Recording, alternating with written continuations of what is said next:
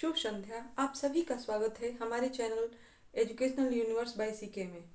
आज की जो है क्लास आपके लिए बहुत लाभकारी होने वाली है, क्योंकि इस क्लास में हम काल संबंधी जो है कुछ विशेष जानकारियां आपको देने वाले हैं।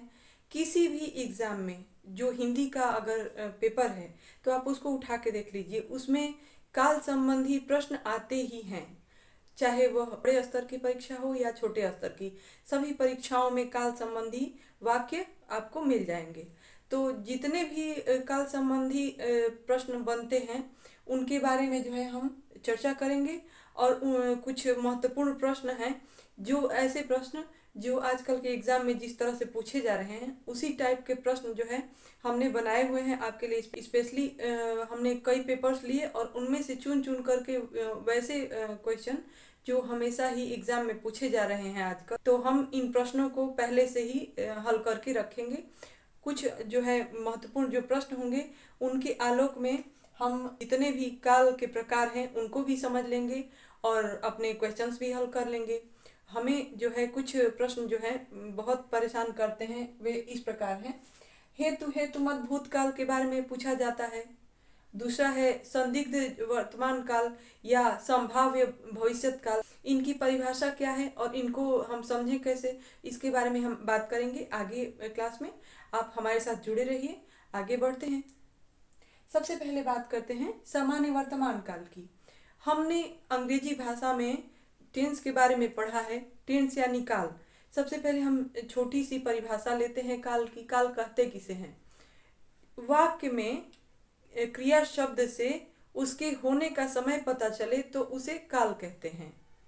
काल जो है, काल यानी टेंस, कितने प्रकार के होते हैं? तो अंग्रेजी भाषा में काल यानी टेंस 3 प्रकार के होते हैं, वैसे से हिंदी भाषा में काल 3 प्रकार के होते हैं। लेकिन आगे देखिए क्या उनमें भिन्नता आती है।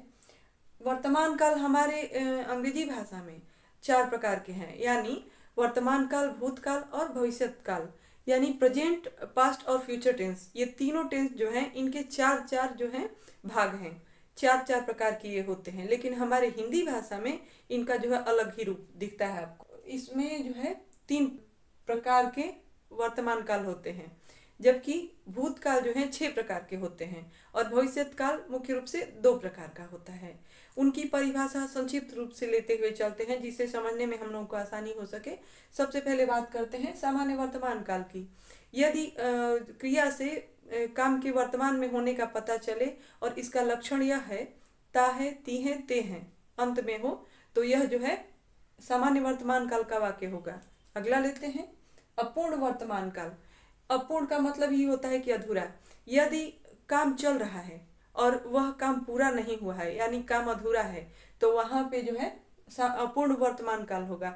जैसे रहा, रही, रहे, हैं, हूँ, हो, ये अंत में रहेगा, ये पहला लक्षण। और दूसरा लक्षण जो है काम पूरा नहीं हुआ हो। वाक्य लेते हैं, जैसे गीता गाना गा रही है, राम जा रहा है। हमने आपसे कहा रहा, रही, रहे, हैं, हूँ, हो, ये लक्षण है और काम हो रहा है लगातार लेकिन पूरा नहीं हुआ है। ठीक है, अगला लेते हैं संदिग्ध वर्तमान काल। संदिग्ध का मतलब होता है संदेह। तो इसका अर्थ यह है कि काम जो है वर्तमान काल में ही होने का पता चलता है, लेकिन उसका होना जो है पूरा निश्चित नहीं है, यानी संदेह की स्थिति में है। जैसे बस आ रही होगी, वह आता होगा, यानी ता होगा, रही, रहा, रहे, होंगे, इस तरह अगर दिखे वाक्य में तो आप समझ लेना कि यह जो है संदिग्ध वर्तमान काल का उदाहरण है। ठीक है, अगला लेते हैं सामान्य भूतकाल की। बात करें तो सामान्य भूतकाल, यदि क्रिया शब्द से कार्य के बीते समय में होने का बोध हो तो वहां पे जो है सामान्य भूतकाल होता है। अगला लेते हैं पूर्ण भूतकाल। पूर्ण का मतलब होता है पूरा, भूतकाल यानी बीता समय, यानी बीते समय में जो कार्य हुआ है लेकिन वो बहुत समय पहले हुआ है। जैसे कि गांधी जी दक्षिण अफ्रीका गए, पंडित नेहरू ने भाषण दिए या मीराबाई ने पद लिखे, तो इस तरह की यदि वाक्य आते हैं तो मीराबाई का समय जो है बहुत पहले बीत चुका है, गांधी जी का समय बहुत पहले बीत चुका है और पंडित नेहरू का भी समय बहुत पहले बीत चुका है। तो जो कार्य बहुत पहले समय से में पूर्ण हुआ हो तो वहां पे पूर्ण भूतकाल का वाक्य रहता है। अगला लेते हैं अपूर्ण भूतकाल किसे कहते हैं, इसकी संक्षिप्त परिभाषा लेते हैं पहले। अपूर्ण का मतलब ही होता है कि अधूरा, और भूतकाल यानी बीता हुआ समय, यानी बीते हुए समय में जो कार्य हुआ लेकिन वह पूर्ण नहीं हुआ है। जैसे वह गाना गा रही थी या राम घर जा रहा था, तो इस तरह के वाक्य हैं तो उनमें अपूर्ण भूतकाल होता है। अगला लेते हैं संदिग्ध भूतकाल। संदिग्ध का मतलब होता है संदेह। संदिग्ध भूतकाल की छोटी सी परिभाषा लेते हैं। उसमें जो है कुछ चीजें बहुत ध्यान देने लायक हैं। जैसे कार्य जो है बीते समय में हुआ है लेकिन उसके पूर्ण होने में संदेह है, तो वाक्य के द्वारा हम इसको अच्छे से समझ पाएंगे। जैसे खाना पका चुकी होगी। एक और वाक्य लेते हैं, पिताजी को बस मिल गई होगी।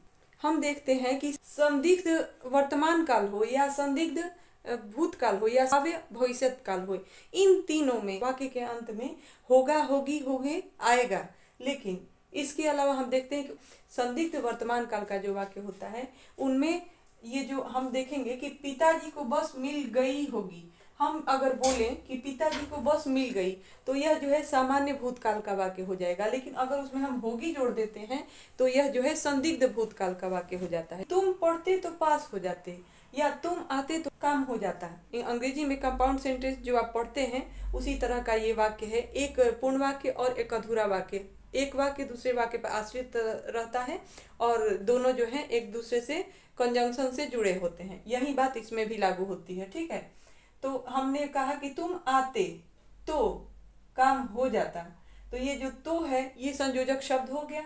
ठीक है, नए पैटर्न पर आधारित प्रश्नों को लेकर के हम आपकी समस्या का समाधान करें। आइए आगे बढ़ते हैं झटपट। पहला वाक्य लेते हैं, घोड़ा चलता है।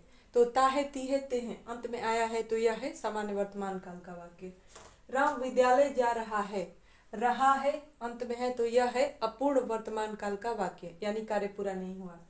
वह अपना होमवर्क पूरा कर रहा होगा, तो यह जो है यह संदिग्ध वर्तमान काल का वाक्य है। ठीक है, होगा सब में रहेगा। संदिग्ध वर्तमान काल हो, संदिग्ध भूतकाल हो या संभाव्य भविष्यत काल हो, तीनों में यह होगा तो रहेगा। लेकिन रहा, आता, वह आता होगा, तो यह अगर रहेंगे शब्द जुड़ संदिग्ध वर्तमान काल में आएगा। ठीक है, लेकिन कर रहा होगा, अब आगे बढ़ेंगे, शाम आता ही होगा। ठीक है, तो यह भी है, इसमें रहा होगा और ये जो है इसमें आता होगा, तो ये दोनों जो है संदिग्ध वर्तमान काल के उदाहरण हैं। अगला लेते हैं, उसने किताब पढ़ ली। यह जो है सामान्य भूतकाल का वाक्य है। यह कार्य जो है सामान्य रूप से पूरा हो चुका है बीते समय में। गांधी जी ने दांडी मार्च किया, तो यह जो है यह गांधी जी का समय बहुत पहले बीत चुका है, इसलिए यह वाक्य जो है कार्य भी पूर्ण हो चुका है बहुत पहले, तो यह पूर्ण भूतकाल का वाक्य है। अब माँ पूजा कर रही थी, यह जो है पूर्ण भूतकाल का वाक्य है, क्योंकि कार्य तो बीते समय में हो रहा था लेकिन कार्य पूरा नहीं हुआ था, यह जो है इसका लक्षण है। इसके बाद सब्जी वाला आया है, तो आया है यह जो शब्द के अंत में कुछ है, इनको देख करके आप यह मत समझिए कि वर्तमान काल का वाक्य है।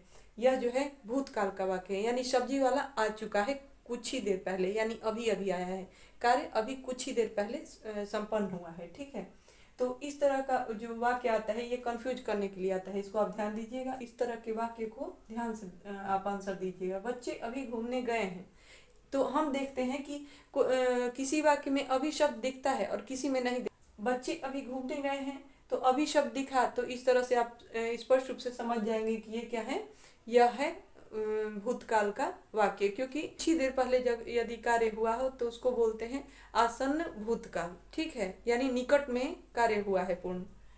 उसने पौधों में पानी दिया होता तो पौधे नहीं सूखते।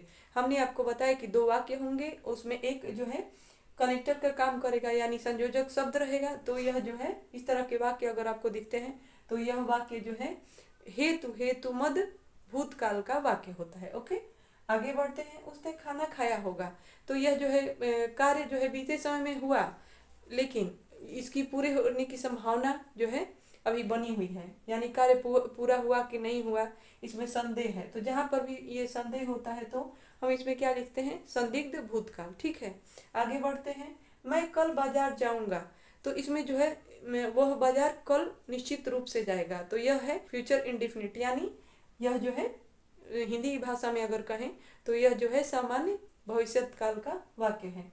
शायद बस आ जाए, हमने आपको बताया कि शायद, हो सकता है, इस तरह के अगर वाक्य में शब्द दिख जाएं तो यह जो है भविष्यत काल से संबंधित वाक्य होते हैं, और वो भी संभाव्य, यानी उनकी संभावना व्यक्त की जाती है या अपनी इच्छा जाहिर की जाती है कि भविष्य में ये होगा। तो इस तरह के यदि वाक्य दिखते हैं तो आप इनको वर्तमान काल का मत समझिएगा, ये जो है भविष्य में होने वाले जो कार्य हैं उनकी संभावना व्यक्त की जा रही है, इसलिए यह भाव्य भविष्यत काल के उदाहरण है। ठीक है, आज की क्लास में हमने जो भी पढ़ा वो आपको कैसा लगा इसके बारे में हमें कमेंट करके अवश्य बताएं, और आगे की क्लास के लिए पूरी तैयारी के साथ हम आते हैं। ठीक है, आपकी सफलता हमारा प्रयास, बस इसी लक्ष्य के साथ हम जुड़े रहेंगे। ठीक है, धन्यवाद।